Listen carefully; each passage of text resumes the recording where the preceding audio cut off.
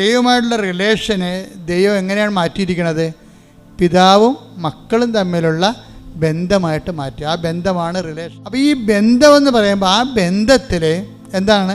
ആ ബന്ധത്തിൽ ഉരുത്തിരിഞ്ഞതാണ് ക്ഷമ. എന്താണ്? സഹിക്കുന്ന സ്നേഹം. പിന്നെ എന്താണ്? സമാധാനം, കാത്തിരിക്കുന്ന സ്നേഹം.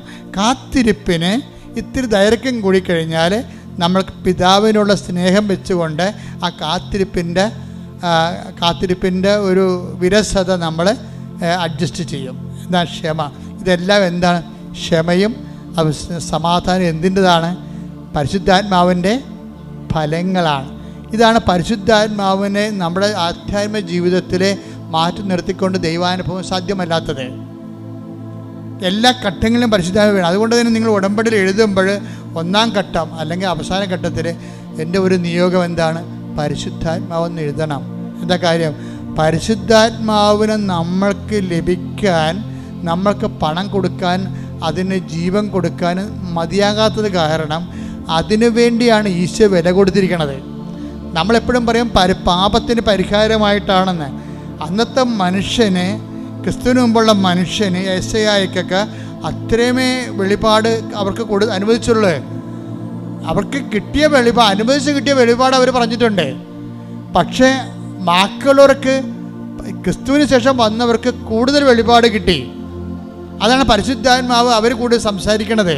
പക്ഷെ ഇത് ആദ്യം സംസാരിച്ച ആരോടാണ്? അമ്മയോടാണ് സംസാരിച്ചത്. പരിശുദ്ധാത്മാവെന്ന് പറയുന്ന ആദ്യ വാക്ക് ദൈവം സംസാരിക്കണ ആരോടാണ്? വെളിപാട് കൊടുക്കുന്ന ആർക്കാണ്? ഇതെങ്ങനെ സംഭവിക്കുമെന്ന് ചോദിക്കുമ്പോൾ എന്ത് പറയും? പരിശുദ്ധാത്മാവ് വേണ്ട രംഗപ്രവേശനം ചെയ്യണം. കണ്ട ആരോടാണ്? ഫസ്റ്റ് കൈനീട്ടം പോലെ പരിശുദ്ധാത്മാവിനെ കൊടുക്കുന്ന ആർക്കാണ്? പരിശുദ്ധാത്മാവ് നിന്റെ മേൽ വരും എന്ന് പറഞ്ഞേ. പരിശുദ്ധാത്മാവ് നിന്റെ മേൽ വരും. തന്നിമിത്തം നിന്നിൽ നിന്ന് ഉത്ഭവിക്കുന്നവൻ അത്യുന്നതൻ ദൈവപുത്രനെന്ന് വിളിക്കപ്പെടും. അപ്പൊ പരിശുദ്ധാത്മാവ് നിന്റെ മേൽ വരുമെന്ന് പറയണ ആ സെക്കൻഡില് തന്നെ എന്ത് സംഭവിക്കും? മറിയത്തിലെ സംശയമില്ലാതെ വിശ്വസിക്കും മറിയം. അവിടെയാണ് വിഷയം. മറിയം അമലോത്ഭവയാണെന്ന് പറയാൻ കാരണം ഈ പാപത്തിൻ്റെ ലാഞ്ചനകളോ പാപത്തിൻ്റെ പ്രകൃതിയോ പാപത്തിൻ്റെ ശീലങ്ങളോ ഉണ്ടെങ്കിൽ അതിൻ്റെ കൂടെ വരുന്നതാണ് സംശയം. അതാണ് വിഷയം.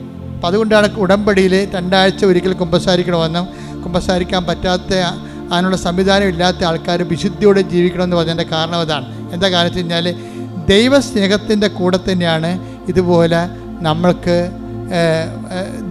ദൈവത്തോടുള്ള ഒരു നിഷ്കളങ്കമായ സ്നേഹമില്ലെങ്കിൽ, അതായത് ദൈവത്തോട് സ്നേഹം എന്ന് പറയുമ്പോഴേ തൻ്റെ നിഷ്കളങ്കമായിരിക്കണം. അത് വേറെ ഉദ്ദേശം വെച്ചുള്ള സ്നേഹമായിരിക്കരുത്. എഫെസോസ് 1:4 എടുത്ത്. എഫെസോസ് 1:4 തന്റെ മുമ്പാകെ. എഫെസോസ് 1:4 തന്റെ മുമ്പാകെ സ്നേഹത്തിൽ പരിശുദ്ധരും നിഷ്കളങ്കരുമായിരിക്കാൻ ലോകസ്ഥാപനത്തിന് മുമ്പ് തന്നെ അവിടുന്ന് നമ്മെ ക്രിസ്തുവിൽ തിരഞ്ഞെടുത്തു. എന്റെ ദൈവപൈതലേ, നീ ഇന്ന് ക്രിസ്തുവിനെ കുറിച്ച് കേൾക്കുന്നുണ്ടെങ്കിൽ അനാദികാലം മുതലേ ദൈവം നിന്നെ ക്രിസ്തുവിനെ കേൾക്കാൻ ദൈവത്തിൻ്റെ മകനും മകളുമായി തിരഞ്ഞെടുത്തതിൻ്റെ ഏറ്റവും വർത്തമാനകാല രൂപമാണ് നിൻ്റെ ഇവിടെയുള്ള ഇരിപ്പും കേൾവിയും.